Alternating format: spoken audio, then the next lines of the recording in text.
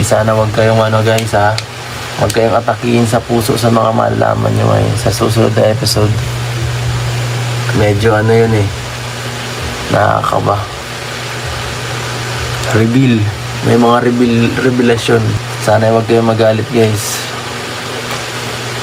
Pasensya na po guys sa lahat ng mga pasensya po sa mga madi-disappoint.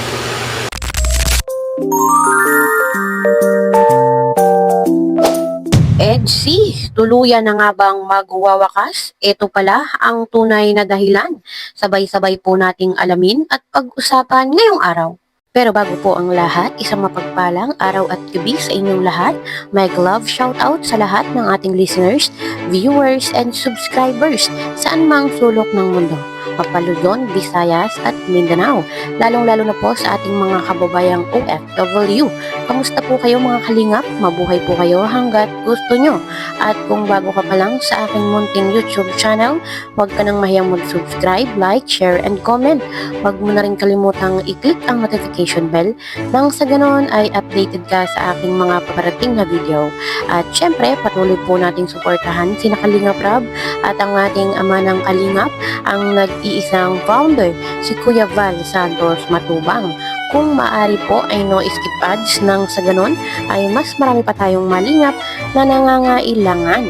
At konting paunawa po kung maaari ay tapusin niyo muna ang kabuuang video nang sa ganon ay akma ang inyong mga komento. Paritas pa ba? Marami pa. Marami pa, bro. Sige bro, paritas natin ng EDC. Ito kasi si Eddie. Ano lang. Grabe yung Ismail na yan. Pinabantayan tayo na Edu. Yung Ismail, yan. Okay sa bahay ko rin. Dito tayo sa lugar namin. Nasa lugar namin kayo. Grabe. Yung mga ngiti-ngiti na ganyan, bro. Kasi excited sa si Bian sa EDC. Nakalam na kasi. Bro, namimiss mo May sa kalam dito, si Doktor Lau. Oo. EDC pa rin mga nakatira Oo. dito. EDC. Si Alfie. Si Alfie, Ed. Namiss mo na si Alfie, Ed? Pinadoktor namin pinadoktor. Ito naman. Pinadoktor namin kung kahapon. Guys, makikita na po ni Edu mamaya si Alfie kung gaano na po ka. Siguro na mapunta doon sa apartment lang. Ay, sa apartment? Ay, sa apartment lang daw, guys. Sayang, magkikita na sana nila kay daddy niya. Kasi sigurado kilala siya si daddy niya yon, si Alfie, kasi pinadoktor na namin si Alfie, guys. Ang kulit, ha? Parang wala na dito Ang kulit na. Ang kulit pala noon. Ang kulit kaso lang malambing. Malambing siya, nanghahalik din. Karga-karga ko, magkakilala na kami yun si Alfie, guys. Kasi talaga as in na buhat-buhat ko mula nung papunta kami. Hanggang sa pinadoktor namin, grabe guys. Ang cute niya. Pinagpestahan nga nila dun sa munisipyo. Simula nga po nung umuwi si Kalingap Edu galing pong Manila ay hindi pa rin po nagkikita ang mag-daddy si Alfie at si Kalingap Edu. At nakikita naman po talaga natin mga kalingap na alagang-alaga po si Alfie. Kahit nga po si Viency, ang kanyang mami, ay nakakatabi po niya sa pagtulog. At alam naman po nating lahat mga kalingap na ito po nga si Alfie na regalo po ni Kalingap Edu ay pinag-isipan po talaga niyang mabuti. At yun nga din po mga kalingap, narinig nyo naman po na diretsyo nga daw po sila papunta doon po sa apartment ni Viency. At sabi nga po ay iba nga daw po yung mga ngiti ni Kalingap Edu. At sa kabilang dako nga po mga kalingap ay usap-usapan po ngayon kung matitigil na nga daw ba ang EDC.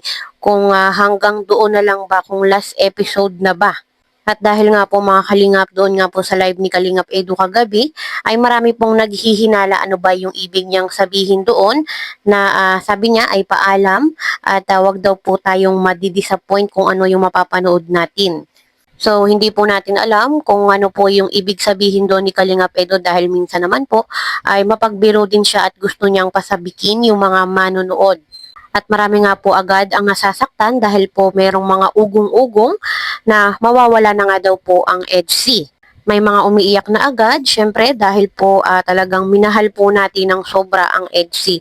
At kung ito po ay talagang matatapos na at mawawala, ay talagang marami po ang masasaktan at talagang iiyak. Kung ang Jomcar at si Kalingap Jomar ay nag-propose na kay Carla, syempre ganun din po yung ating hinihintay na mangyari sa EDSI. Ang mag-propose si Kalingap Edu kay Lady Viancy. Alam naman po natin mga kalingap na napakahaba na po ng nilakbay ng EDSI. Kahit po tayong mga supporters ay marami na po tayong inilaan na oras para po suportahan ang EDSI.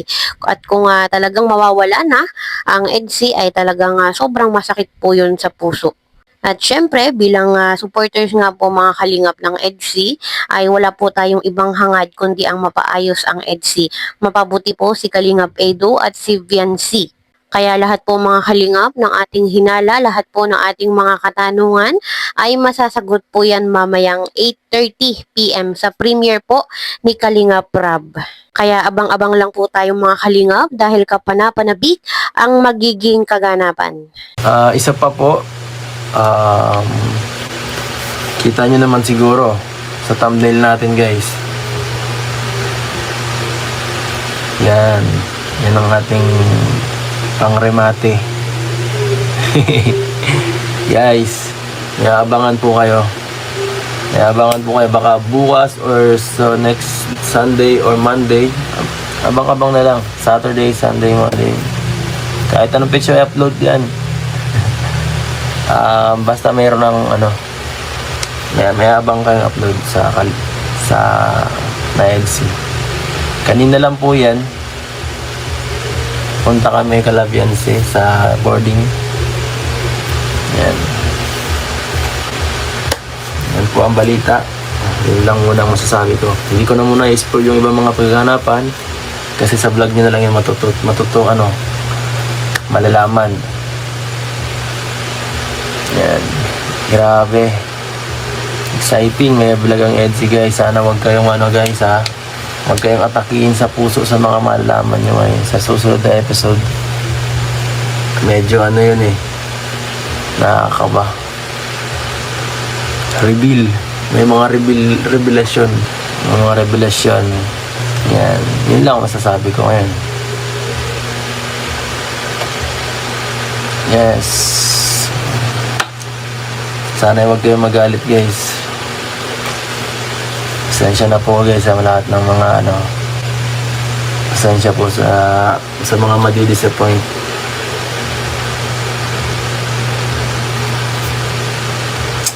So ayan lang po muna guys ang sasabihin ko. Salamat po sa lahat ng mga nagpakulay. At yan,